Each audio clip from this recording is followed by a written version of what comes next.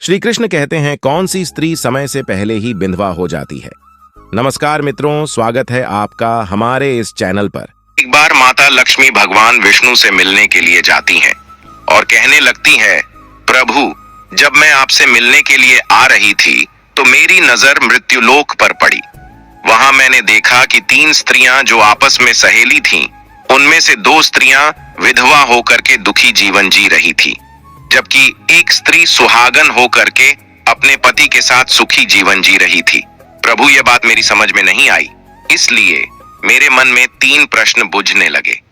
अब मैं आपसे यह चाहती हूं कि आप मेरे तीनों प्रश्नों के उत्तर दे करके मुझे संतुष्ट करने की कृपा करें। मित्रों, इस प्रकार माता लक्ष्मी की बात को सुनकर भगवान विष्णु कहते हैं, हे लक्ष्मी, तुम मुझे अपने तीनों कष्ट बताओ। मैं तुम्हें तुम्हारे प्रश्नों के उत्तर देकर के पूरी तरह संतुष्ट करने का प्रयास करूंगा।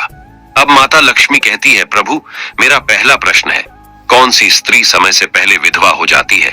मेरा दूसरा प्रश्न है, कौन सी स्त्री को जीवन में कभी सुख नहीं मिलता। और मेरा तीसरा प्रश्न है, कौन सी चीज ऐसी है जो एक पत्नी अपने पति को मांगने से भी नहीं देती। मित्रों, इस प्रकार माता लक्ष्मी के प्रश्नों को सुनकर के भगवान विष्णु कहने लगे, तुम जिन स्त्रियां की बात कर रही हो, उनमें से 2 स्त्रियां विधवा होकर अपना दुखी जीवन जी रही हैं, और वहीं पर एक स्त्री सुहागन होकर के अपने पति के साथ में अपना सुखी जीवन जी रही है। तुम जानना चाहती हो आखिरकार ऐसा क्यों है, तो मैं तुम्हें एक छोटी सी कहानी सुनाता हूं। इस कहानी को बहुत ही ध्यान से सुनना। आधी अधूरी कहानी सुनने वालों को आधा अधूरा ही ज्ञान प्राप्त होता है, जो जीवन में कभी काम नहीं आता, क्योंकि तुम्हारे तीनों प्रश्नों के उत्तर किसी छोटी सी कहानी में समाये हुए हैं। यदि तुमने ध्यान से सुना तो तुम्हारी तीनों प्रश्नों के उत्तर तो अवश्य मिलेंगे और तुम्हें संतुष्टि प्राप्त होगी। मित्रों, माता लक्ष्मी कहती, प्रभु, मैं आपकी बात से सहमत हूं, आप कहानी शुरू करो। मैं कहानी को पूरी मन से सुनूंगी, और जब तक आप कहानी बोलेंगे तब तक मेरा मन किसी दूसरे स्थान पर नहीं जाएगा। तो मित्रों, कहानी शुरू करने से पहले मेरा आप सभी से अनुरोध है कि आप हमारे चैनल को सब्सक्राइब अवश्य करें और कहानी के अंत तक बने रहें, क्योंकि आज की कहानी आपके लिए बहुत ही महत्वपूर्ण होने वाली है। तो आइए आज कुछ नया सीखते हैं। भगवान विष्णु कहते हैं, हे लक्ष्मी, सबसे पहले मैं तुम्हें उस स्त्री की कहानी सुनाता हूं जो सुहागन बनकर के सुखी जीवन जी रही है। देखो, जिस सुहागन स्त्री की तुम बात कर रही हो, वो स्त्री एक राजा के नौकर की पत्नी है, और जिस नौकर की वो पत्नी है, उस नौकर को अपनी पत्नी पर पूर्ण विश्वास और भरोसा है कि वो पतिव्रता है, जिसकी महिमा वो अपने साथियों में बार बार करता है। अब देखो, एक दिन की बात है, उस राजा के नौकर ने अपनी पत्नी की प्रशंसा इतनी की कि बात धीरे धीरे फैलते हुए राजा के दरबार तक पहुंच गई। फिर तो राजा ने अपने नौकर को बुलाया और उस नौकर से कहा कि तुम हर किसी से कहते हो कि तुम्हारी पत्नी पतिव्रता है, क्या वास्तव में आपकी पत्नी पतिव्रता है? क्या आपको पूर्ण विश्वास है? इस प्रकार राजा की बात सुनकर के नौकर कहने लगा, महाराज, मुझे पूरा विश्वास है और पूरे से भी आगे विश्वास है कि मेरी पत्नी पूरी तरह पतिव्रता है। अब उसी समय पर राजा का महामंत्री कहने लगता है, यदि मैं तेरी पत्नी का पतिव्रता धर्म खंडित कर दूं तो तुझे क्या सजा मिलनी चाहिए? फिर तो नौकर ने कहा, यदि तुम मेरी पत्नी का पतिव्रता धर्म खंडित कर देते हो तो महाराज मुझे फांसी लगा देना। अब उधर वो राजा का नौकर भी मंत्री से कहता है, यदि महाराज यह मेरी पत्नी का पतिव्रता धर्म खंडित नहीं कर पाए तो इनको सजा क्या मिलनी चाहिए? तो राजा ने कहा कि मंत्री को भी फांसी की सजा दी जाएगी। फिर भगवान विष्णु कहते, हे लक्ष्मी, मंत्री ने स्वीकार कर लिया और नौकर से पूछा कि क्या वस्तु लाऊं जिससे तू माने कि मैं तेरी पत्नी का धर्म खंडित करने में सफल हुआ? तो नौकर ने कहा, मंत्री, यदि तुम मेरे घर से जाकर के मेरे विवाह के समय पर मुझे एक पटका मिला था और एक कतार मिली थी, वो मेरी पत्नी ने बहुत ही संभाल कर रखी है, जो सुहाग की निशानी मानी जाती है। यदि तू पटका और कटार लाकर मुझे दिखा दे तो मैं मान जाऊंगा कि मेरी पत्नी का धर्म तूने पूरी तरह नष्ट कर दिया है। अब शर्त स्वीकार हो जाने के बाद में वो मंत्री शहर में जाता है और एक दूती से जाकर मिलता है। वो दूती हमेशा एक दूसरे से भिड़ने का काम करती थी, और जो काम कोई नहीं करता था वह काम करने में वो सक्षम थी। फिर इस प्रकार उस मंत्री ने उस दूती को अपने स्वार्थ के लिए बुलाया और दूती से कहा कि देखो, इस नाम का एक व्यक्ति है, उससे मेरी शर्त लगी है। और फिर उसने उस शर्त के बारे में उसको सारा कुछ बता दिया। फिर वो उस दूती से कहने लगा, तू कैसे भी करके उस स्त्री से मेरा संपर्क करवा तुझे जितना धन चाहिए मैं उतना धन दूंगा। इस प्रकार मंत्री की बात सुनकर के दुती कहने लगी, भाई तू उस औरत के बारे में बात मत कर। वो औरत पूरी तरह से पतिव्रता है, तेरी ओर थूकेगी भी नहीं, तेरी शक्ल भी नहीं देखेगी, और उनके परिवार के व्यक्ति खूंखार है, तेरी खाल उतार लेंगे। तो मंत्री कहने लगा, ठीक है, यदि तू मेरा उससे संपर्क नहीं करवा सकती है तो एक काम कर दे, उसके घर जाकर के पटका और कटार चुरा कर ला दे, और उसकी पत्नी के गुप्तांग के पास में यदि कोई चिन्ह हो तो वो चिन्ह भी मुझे देख करके बता दे, फिर मैं तुझे मुंह मांगा इनाम दूंगा।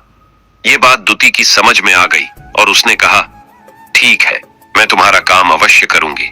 नौकर शहर में रहता था। दुती नौकर के घर जाती है, उसकी पत्नी से जाकर बोलती है, हे बेटी, मैं तेरी पति की बुआ हूं, मैं कई बरसों के बाद आई हूं। फिर उस स्त्री ने कहा, आओ बुआ जी, मैंने आपको पहले कभी देखा नहीं, इसलिए पहचान नहीं पाई। और इस प्रकार उस दुती को उस नौकर की पतिव्रता स्त्री ने बहुत बड़ा सम्मान दिया, मगर उसे क्या मालूम था कि यह उसके साथ में छल करने आई है। अब भगवान विष्णु कहते हैं, लक्ष्मी, इस प्रकार वो दुती उस पतिव्रता स्त्री के साथ में 2 दिन तक रुकी। जिस समय वो स्त्री स्नान करने लगी तो दुती उठ करके उस पतिव्रता के कमर मलने लगी। उस पतिव्रता स्त्री ने बहुत मना किया, फिर भी वो दुती नहीं मानी और कहने लगी, मुझे तो बेटी से भी प्यारी लगती हो तो मना मत करो। काफी दिनों के बाद में मेरी तुम्हारी मुलाकात पहली बार हुई है। अब ऐसा कहकर कि वह दुती मुख पर हाथ फिराने लगी। फिर आंखों को धोने के बहाने से उस दुती ने उस पतिव्रता स्त्री की आंखों पर पानी मार दिया और उस स्त्री की आंखें बंद हो गईं। इस प्रकार गुप्तांग के पास में जांघ पर उस स्त्री के एक तिल था जो दुती ने देख लिया। बस उसका काम बन गया। उधर ही स्नान करने के बाद में जब वह पतिव्रता स्त्री रसोई में खाना बनाने गई तो दुती को मौका मिल गया और उसने पटका और कटार उस नौकर के घर से चुरा ली और वहां से एकदम से भाग गई। और जाकर के दुती ने वो पटका और कटार मंत्री को दे दिए और उस पतिव्रता स्त्री के जांघ पर तिल की निशानी भी बता दी। फिर वह मंत्री पटका और कटार लेकर के सीधा राजा के दरबार में पहुंचा और राजा से जाकर कहा, महाराज, मैंने नौकर की पत्नी के साथ में 2 दिन बिताए और यह पटका तथा कटार उसी के हाथों से लेकर आया हूं। फिर तो राजा ने दरबार लगाया और नौकर को बुलाया तथा महामंत्री से सभा में पटका और कटार नौकर को दिखाने के लिए कहा। फिर राजा की आज्ञा पाकर के मंत्री ने उस नौकर को पटका और कटार दिखाई और उसकी पत्नी की जांघ पर तिल भी बताया तो नौकर मान गया कि वास्तव में आज मेरी पत्नी ने अपना पतिव्रता धर्म पूरी तरह से भंग करवा लिया। भगवान विष्णु कहते हैं, लक्ष्मी, फिर तो राजा ने फांसी का दिन 15 दिन के बाद में रख दिया और कहा कि नौकर को 15 दिन के बाद में फांसी पर चढ़ाया जाएगा। और इस प्रकार से नौकर से उसकी अंतिम इच्छा पूछी तो नौकर ने कहा कि मैं अपनी पत्नी से अंतिम बार मिलना चाहता हूं। इस प्रकार राजा ने उस नौकर को आज्ञा दी कि ठीक है, तुम अपनी पत्नी से मिल सकते हो। फिर नौकर अपने घर गया और अपनी पत्नी से कहा कि आपने मेरे साथ में बहुत बड़ा विश्वासघात किया। मैंने आपके विश्वास पर मंत्री से ऐसी शर्त लगाई थी कि राजा के दरबार में राजा के सामने मैंने कहा था कि मेरी पत्नी का पतिव्रता धर्म कोई नष्ट कर दे तो मुझे फांसी लगा देना। अब मुझे 15 दिन के बाद में फांसी लगा दी जाएगी। मेरे साथ विश्वासघात करके तुमने ठीक नहीं किया। उस पतिव्रता स्त्री ने अपने पति को सारी बात बताई, मगर उसे विश्वास नहीं हुआ और वह राजा के दरबार में पहुंच गया। फिर नौकर राजा के दरबार में पहुंचा तो फिर उसे कैद में डलवा दिया गया। अब उधर नौकर की पतिव्रता धर्म पत्नी ने परमात्मा को याद किया और अपना भेष बदल करके राजा के दरबार में गई और राजा से नाच दिखाने की आज्ञा मांगने लगी, क्योंकि वो स्त्री बहुत ही सुंदर थी और उधर राजा शौकीन होते हैं। इसलिए राजा ने आज्ञा दे दी कि सभी मंत्री संतरी आदि उपस्थित होकर के इस सुंदरी का नाच करवाने की पूरी व्यवस्था करें। भगवान विष्णु कहते हैं, लक्ष्मी, फिर तो सब मंत्री महामंत्री राजा आदि दरबार में उपस्थित हुए और फिर उस नौकर की धर्मपत्नी ने जब नाचना शुरू किया तो राजा को उस स्त्री का नाच बहुत ही सुंदर लगा। और फिर राजा ने कहा, तुम मुझसे क्या मांगना चाहती हो? तुम जो भी मांगोगी मैं तुम्हें वही दूंगा। फिर उस नौकर की पतिव्रता स्त्री ने कहा, महाराज, आपकी सभा में मेरा चोर है जिसने मेरे रुपए लिए थे मगर आज तक वापस नहीं दिए, उसे फांसी की सजा दे दीजिए। अब राजा ने कहा, ठीक है, बताओ मेरे दरबार में तुम्हारा चोर कौन है, उसका नाम क्या है? मैं उसको फांसी की सजा अवश्य दूंगा। भगवान विष्णु कहते, फिर उस नौकर की पतिव्रता स्त्री ने कहा, महाराजा, आपका मंत्री मेरा चोर है, आप इनको फांसी की सजा अवश्य दे।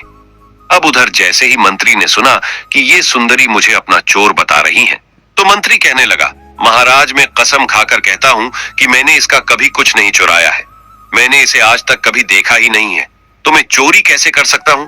मैंने आज तक इसकी शक्ल ही नहीं देखी है।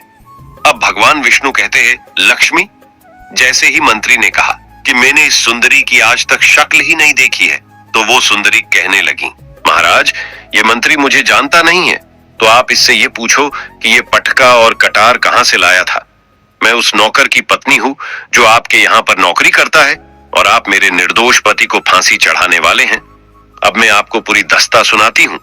ये जो आपका मंत्री है, इसने मेरे पास में अपनी एक दुती को भेज करके मेरी जांघ के तिल का पता लगाया, और उसी ने यह पटका और कटार चुरा कर के इसको ला करके दी। और आपके मंत्री के द्वारा भेजी गई दुती जब मेरे घर पर आई थी, तो उसने मुझसे कहा था कि वो मेरे पति की बुआ है और वह पहली बार आई है, इसीलिए मैं उसको पहचान नहीं सकी।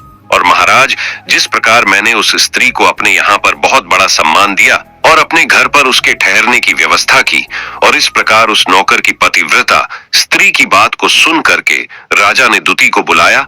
फिर उस दुती ने राजा को सारी सच्चाई बता दी, जिससे राजा ने उस नौकर को रिहा कर दिया और मंत्री को फांसी पर चढ़ा दिया।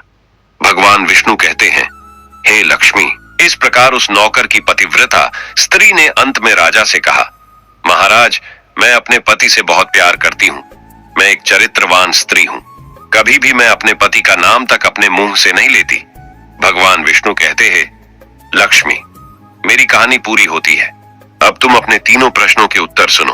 तुम्हारा पहला प्रश्न था, कौन सी स्त्री समय से पहले विधवा हो जाती है? तो जो स्त्रियां अपने पति का नाम लेती हैं, वो समय से पहले विधवा हो जाती हैं, क्योंकि पति का नाम लेने से पति की उम्र कम हो जाती है और समय से पहले ही उनके पति की मृत्यु हो जाती है। ऐसे स्त्रियां जो पति का नाम लेती है, समय से पहले ही विधवा होकर के एक दुखी जीवन जीती है। बस यही राज की बात है कि तुम जिन 3 सहेलियों की बातें कर रही थी, उनमें से 2 विधवा थी और एक ये नौकर की पत्नी थी जो पतिव्रता स्त्री थी। ये पतिव्रता स्त्री कभी भी अपने पति का नाम मुंह से नहीं लेती थी। और उधर वो 2 स्त्रियां जो विधवा होकर जीवन दुखी होकर जी रही है, वो हमेशा अपने पति का नाम लेकर ही बुलाती थी, जिसकी वजह से उनके पति की उम्र कम हुई और फिर वो दोनों स्त्रियां समय से पहले ही विधवा हो गईं और आज वो दुखी जीवन जी रही हैं। इसलिए कभी भी स्त्रियों को अपने पति का नाम अपने मुंह से नहीं लेना चाहिए। अब तुम्हारा दूसरा प्रश्न था, कौन सी स्त्री को जीवन में कभी सुख नहीं मिलता है? तो समझ लो, जो स्त्रियां अपने पति के बिना अनुमति के किसी तीर्थ स्थान या उत्सव में जाती हैं, उनके जीवन में कभी सुख नहीं आता। ऐसी स्त्रियां जीवन पर दुखी रहती हैं और उन्हें पति का कभी प्रेम नहीं मिलता।